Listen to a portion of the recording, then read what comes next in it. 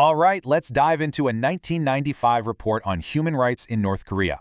Right. This was the central problem. So where do you even begin to look for answers? You gotta remember, in the mid-90s, North Korea was basically a black box to the rest of the world.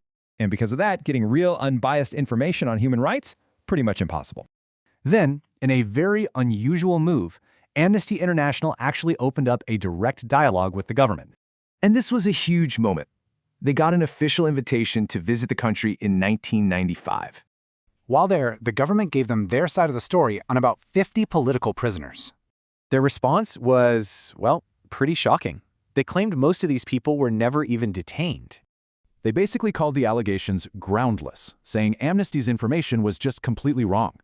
But here's the thing, when Amnesty looked closer, the official stories just didn't add up. Take Shibata Kozo's case. The government said he died in a train crash with his family. Case closed, right?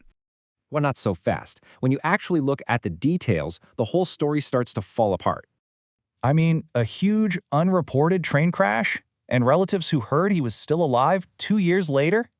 Or in this case, the government says a man died, but Amnesty had letters he'd written from a re-education camp. So you see the pattern here. This points to something bigger, what the report calls an information monopoly. They built this system by blocking research, restricting visitors, and cutting off all outside contact. And that became the single biggest roadblock.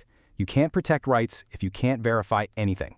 As Amnesty put it, this total secrecy denies victims any kind of protection from the outside world. So it leaves us with this final question.